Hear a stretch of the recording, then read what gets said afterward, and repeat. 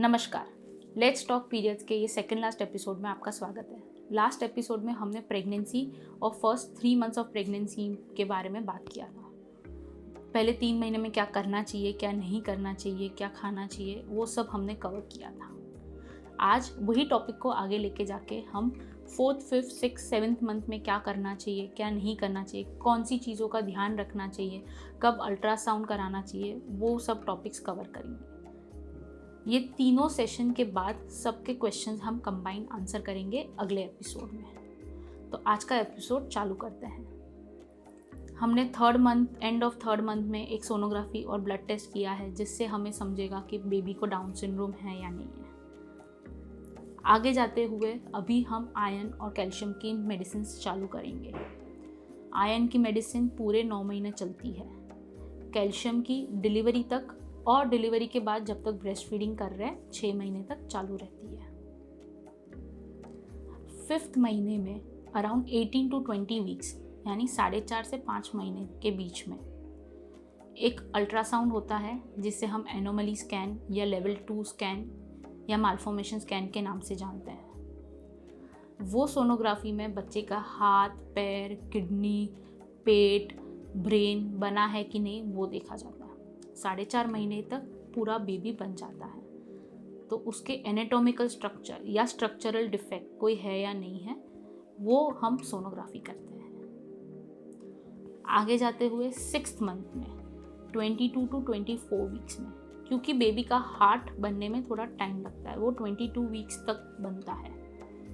तो अगर वो रेडियोलॉजिस्ट को लगा या आपके गायनेकोलॉजिस्ट को लगा, तो वो एक रिपीट फीटल 2D एको यानी बेबी के सिर्फ हार्ट का डेडिकेटेड स्कैन होता है, वो हम 6वें महीने पे यानी 22 to 24 वीक्स के बीच में करते हैं। अराउंड द सेम टाइम हम माँ का डायबिटीज़ का टेस्ट करते हैं। वो बात बराबर हमने पहले ही प्रेगनेंसी डिटेक्ट होते हुए किया था, बट येस, ये टाइम पे वो ज़्यादा ज़रूरी है, बिकॉज प्रेगनेंसी में हार्मोनल चेंजेस की वजह से ये डायबिटीज़, जिसे हम जेस्टेशनल डायबिटीज़ कहते हैं, मीन्स वो सिर्फ प्रेगनेंसी के टाइम तक रहता है, वो एक चेक करना ज़रूरी होता है। 6वें महीने में हम टीटी का इंजेक्शन भी देते हैं। अगर फर्स्ट प्रेगनेंसी है तो माँ को टीटी के 2 इंजेक्शन मिलते हैं 1 महीने के गैप के बीच में। और अभी हम एक पहला टीटी के बदले डीपीटी करके देते हैं, टीडैप करके देते हैं। उसमें पर्ट्यूसिस और टेटेनस दोनों का ही साथ में आ जाता है।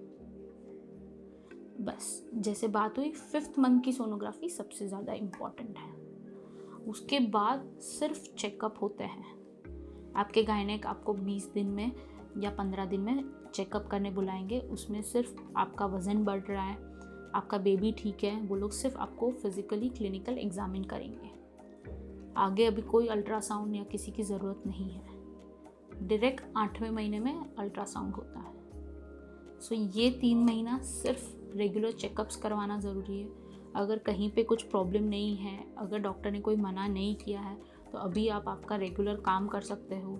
रोज़ 1 घंटा वॉक पे जा सकते हो। हेल्दी तो खाना ही है, बट आप एक्टिव लाइफ, जितना नॉर्मल लाइफ जी सकते हो उतना जी सकते हो। पूरी प्रेगनेंसी में अराउंड 9 to 11 kgs माँ का बढ़ता है।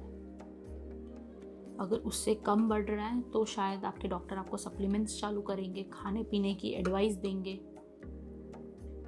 जैसे बोला है, अगर डायबिटीज़ है या प्री डायबिटीज स्टेज है या बॉर्डर लाइन डायबिटीज़ है प्रेगनेंसी का, तो हम वज़न कंट्रोल करने के लिए बोलते हैं, मीठा खाना बंद बोलते हैं। बट अदरवाइज कोई प्रॉब्लम नहीं है तो this is the safest period. इसमें आप जितना नॉर्मल रह सके, जितना normal day to day life जी सके, खाने में भी कोई परहेज नहीं है।